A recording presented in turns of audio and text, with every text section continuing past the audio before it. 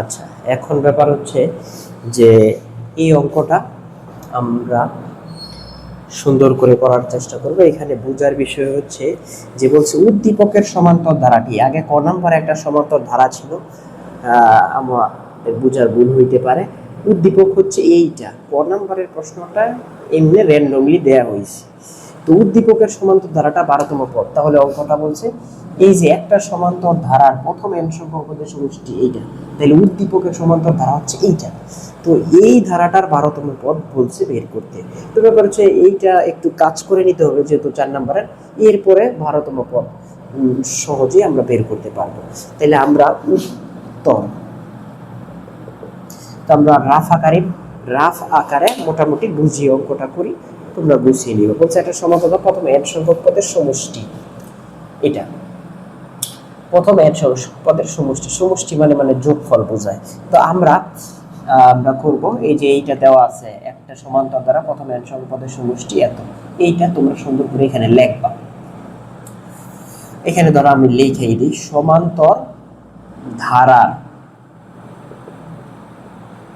প্রথম, এখানে লিখবা দেওয়া আছে, হ্যাঁ এই জায়গায় লিখবা দেয়া আছে,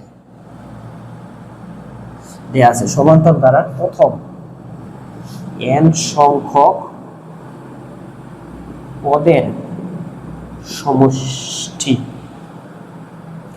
অঙ্কটা একটু ট্রিকি ম্যাথ, হ্যাঁ উদ্দীপকটা দেখতে হবে। প্রথম n সংখ্যক পদের সমষ্টি হচ্ছে n ইন্টু n প্লাস 1, এটা হচ্ছে সমষ্টি। এখন ব্যাপার হচ্ছে আমাদের এইভাবে যেতে হবে, n ইকুয়াল টু 1 হলে এইভাবে লিখবো, n ইকুয়াল টু 1 হলে, তাহলে n ইকুয়াল টু 1 হলে প্রথম পদ s of 1 summation of 1 n into n plus 1 এখানে বলছে। তাহলে n এর মান যেহেতু আমি 1 ধরছি এটার সাপেক্ষে, তাহলে 1 আবার n এর জায়গায় 1 প্লাস 1, তাহলে এইখানে কি হবে 1 আর 1 এর যোগ করলে হয় 2, ব্র্যাকেট মানে গুণ আকারে 1। তাহলে প্রথম পদটা আমরা পাইয়া ফেললাম, সেটা হচ্ছে 2, প্রথম পদ 2। আচ্ছা, এরপরে n এর মান যদি 2 হয়, n এর মান 2 হলে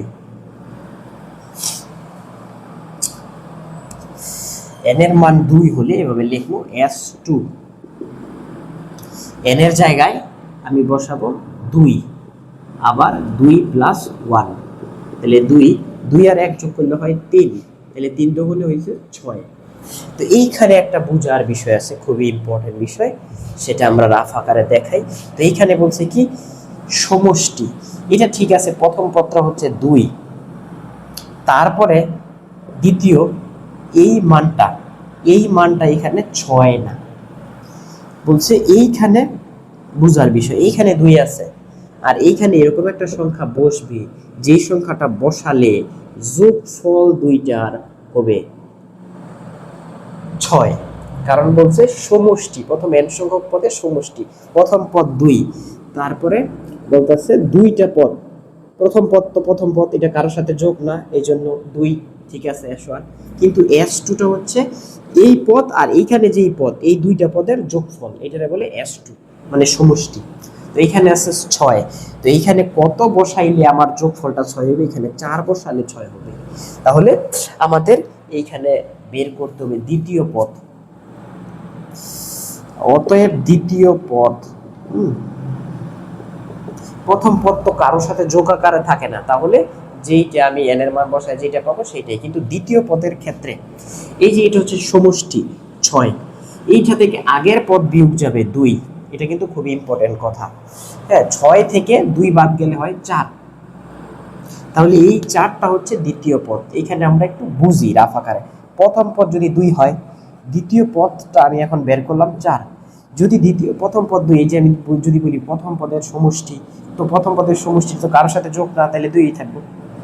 কিন্তু s2 মানে কি, n এর মান 2 হলে, হ্যাঁ s মানে সামেশন মানে সমষ্টি, তাহলে s2 মানে দুইটা জিনিসের যোগফল, s3 মানে তিনটা জিনিসের যোগফল, এলো a b c, তিনটার যোগফল হচ্ছে s3, s4 মানে চারটা জিনিসের যোগফল a b c d, s2 মানে দুইটা জিনিসের যোগফল a b, যাই থাকুক এখানে, তাইলে এইখানে আমাদের যেটা বোঝার বিষয় যে আমার এটা ঠিক কিভাবে বুঝবে, প্রথম পথে এইখানে যেটা পাইলাম সেটা হচ্ছে আমরা সমষ্টি পাইলাম 2, এখানে কোন জিনিসটা বসলে এই দুইটার যোগফল 6 হবে, কারণ S2 মানে দুইটা পদের সমষ্টি, এটা আমাদের বোঝার বিষয় 6 হবে।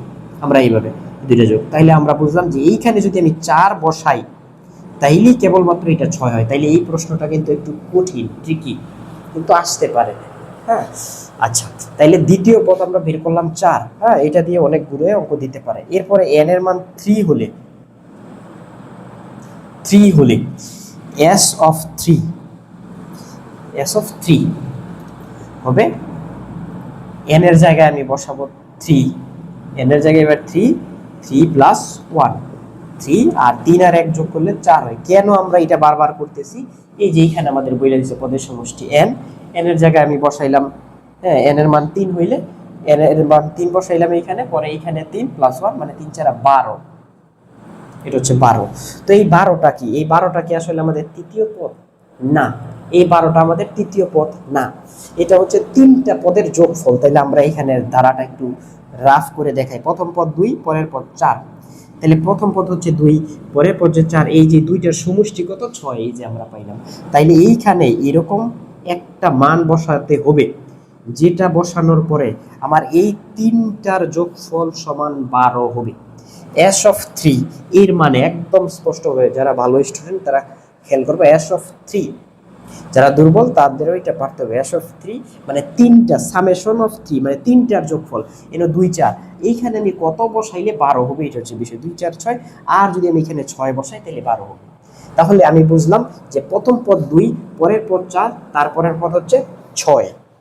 তাহলে এইখানে এই s3 যেটা বার হয়েছে এটা কিন্তু তৃতীয় পদ না, এই s3 মানে সামেশন অফ 3 মানে তিনটা পদের যোগফল হচ্ছে এখানে s3। তো এখন আমি তৃতীয় পদ বের করব। অতএব তৃতীয় পদ এভাবে, আমার তৃতীয় পদটা কি হবে, এই যে যোগফল 12, তিনটা পদের যোগফল 12, এর আগে যে ছিল 6 সেইটা থেকে বিয়োগ যাবে 12।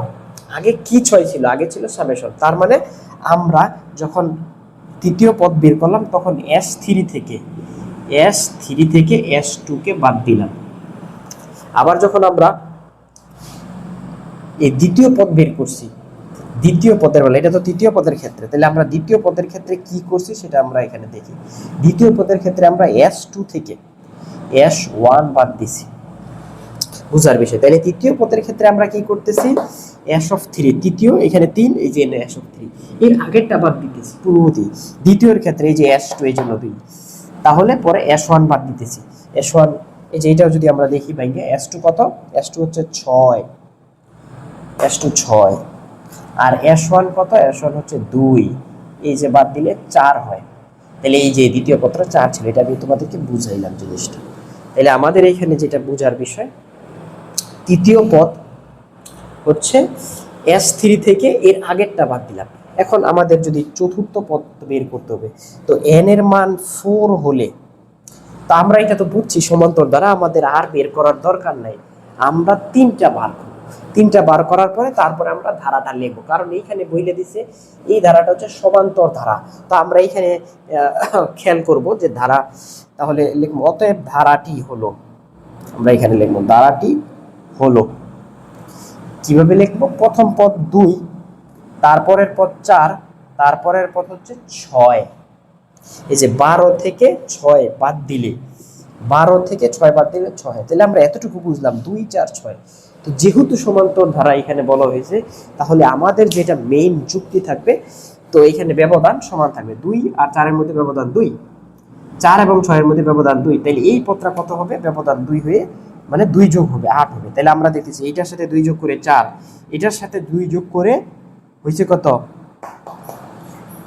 6, এটার সাথে 2 যোগ করে 8 হবে, তারপরেটা এভাবে 2 যোগ করে। তাহলে আমাদের এইখানে অঙ্কের ক্ষেত্রে যারা দুর্বল আছে তাদের জন্য টেকনিক হচ্ছে, প্রথমটা তুমি সুন্দর করে বের করে ফেলবে, প্রথম দুইটা বের করতে পারলে তারপরের গুলো তুমি না বের করলেও চলবে বা বের করতে পারবে। প্রথমটা 2, হ্যাঁ এটা একদম সহজ, কিন্তু এই লাইনটাতেই ভেজাল।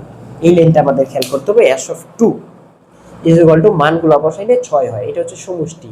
তাহলে 6 থেকে এটা থেকে আগেরটা বিয়োগ দিব, বিয়োগ দিলে 4 পাইলাম, তাইলে আমি এই যে 2 পাইলাম 4 পাইলাম। তো এইখানে আমি দেখবো ব্যবধান কত, ব্যবধান হচ্ছে 2, যেহেতু সমান্তর ধারা তাহলে পরেরটার ব্যবধানও 2 হইব, পরেরটা হবে 6, পরেরটা 8, তারপরেরটা 10, 10 তারপরে 12, এইভাবে যাবে। তাহলে আমাদের এই অঙ্কের ক্ষেত্রে যেটা ইম্পর্টেন্ট কথা, অঙ্কটা একটু কঠিন ট্রিকি, সেই ক্ষেত্রে আমরা S1 বের করবো একদম সহজভাবে, এটা সহজ। S2 এর ক্ষেত্রে মান বসায় 6 হবে। আমার কাজ হচ্ছে এই 6 থেকে আগেরটা বিয়োগ দিব, যদি বিয়োগ দিই প্রথম পদ ফিক্সড, তাহলে আমি বিয়োগ ফল থেকে দ্বিতীয় পদ পাবো, তাইলে আমি 2 পাইলাম এবং 4 পাইলাম। পাওয়ার পরে আমরা যেহেতু এটা সমান্তর ধারা, এখানে ব্যবধান 2, এইটার ক্ষেত্রে 2 হবে, তাহলে 2 যোগ করলে 6, আবার এটার সাথে এইভাবে আমরা ধারাটা পেয়ে ফেললাম। তাহলে আমাদের এটা হচ্ছে ধারা। তাহলে এখানে সুন্দর করে তোমরা লিখবা, ধারাটি হলো 2 plus 4 plus 6 plus 8 dot dot এরকম, এটা হচ্ছে ধারা। এই যে ধারাটা আছে, এই ধারাটার 12তম পদ কত, ধারাটার 12তম পদ নির্ণয় করো। আচ্ছা,